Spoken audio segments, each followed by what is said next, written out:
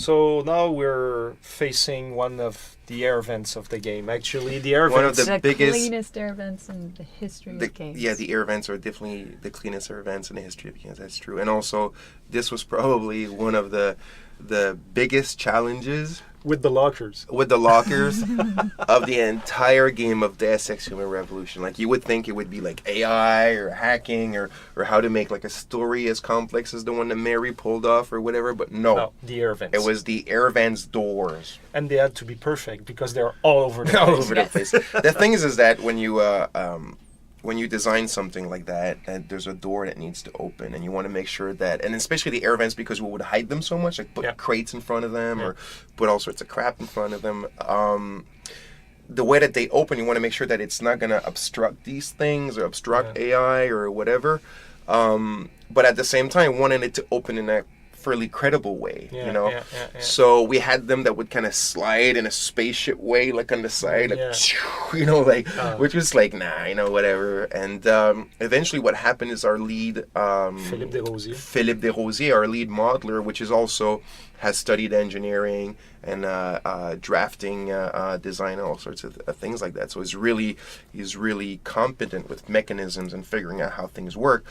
And it might seem very simple when you look at it in the game, and it's like, yeah, this is what should have been done from the beginning. But it's not always that easy and that obvious. But he ended up thinking about just these hinges that are just kind of pushing the hatch forward and then bringing it upward, and it was that simple. And that's the final solution. But when you look at how it was made in games before that, like it just opens in a very kind of like a door, but a trap door. Yeah. But the thing is that we could have done that, but we had physical objects. You have the characters, and you always have to think, AI. Exactly. You always have to think about if the player's going to get stuck, if it's going to damage the experience and whatnot. And sometimes trivial things become really important things that we need. And I remember when he made that thing, like how happy I was just for a freaking hatch. We were all happy. We were just like, oh my god, this is insane. It's like we almost like went out for a beer or something,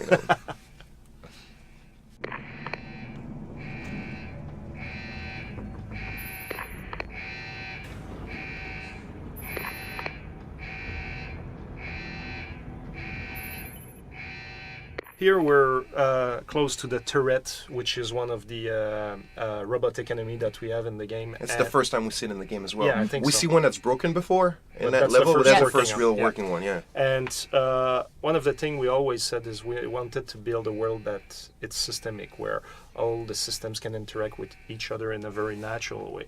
And one day, I remember, I was like taking the trash can and throwing it at the turret. You didn't even know if it would work, I remember. No, I was sure. trying, and some people like you were like, "What are you trying?" I'm just trying to check if what we picking up the trash can, throwing it on it, pick it up again, throwing it on it. And some people next to me, they were like, "Oh, you're losing your time. It's never going to blow." And the trash can probably does like 0.001 point of damage, And I continued doing it, like 30 minutes, and then boom, it exploded. So now you can kill a gun turret with a trash can.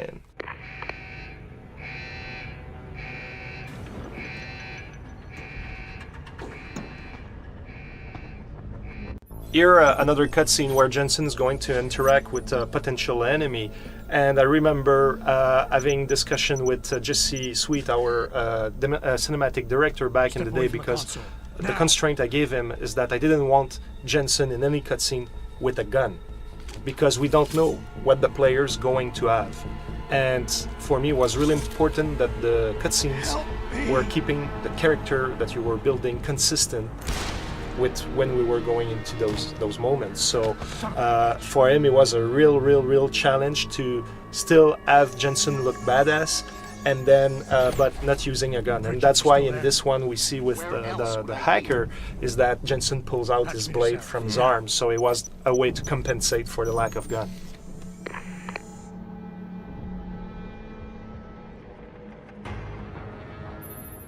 Adam, it's David. You got the Typhoon? Yeah, but you were right about there being something more behind this. Because I've also got a dead purist in here with some pretty interesting cerebral implants. Don't touch him. We'll need an expert to recover his neural hub, in case it's booby-trapped. Copy that. What about Sanders? SWAT's pressure me to let them off the leash. Find them before they do, and deal with them.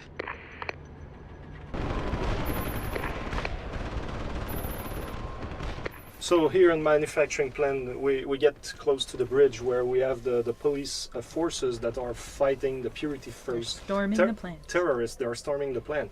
And I wanted so badly to have this piece of show don't tell where now that the police are pressuring in the facility and everything, but with playtest we saw that most players never really saw what was happening. Like it was too it was under their feet. Exactly. So So a lot of ideas during level design itself. We wanted to have windows. We wanted to show how do we showcase this type of event. But this event was only on paper, so it was very hard to actually make sure that every single player was seeing it, and the whole AI versus AI came very, very, very late, right, Pat?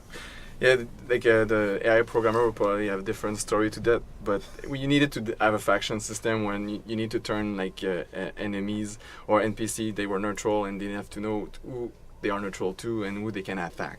So by having like Jensen like taking control of a turret and say this turret now attacks the enemy has to know who is now like used to be his friend, the turret was a friend, now it becomes an enemy. So we had Sounds that like as a Facebook. yeah, so we had that system, and that's the beauty with Deus Ex, where we built systemic features, and like then the AI could fight against each other, even if we didn't put too much love. I think it came like at a cost, like of a low cost, but the production might not be impressive, like we wish, like you wish. One of the constraints as well is that we didn't want to have the player interact with those guys. We really wanted to have AI versus AI and leave them independent. So just because of that, we had to make sure the player was In the enclosed in a Skybridge. very safe environment. Thus, the infamous corridor with With glass the glass floor that no woman is ever going to want to walk over. why?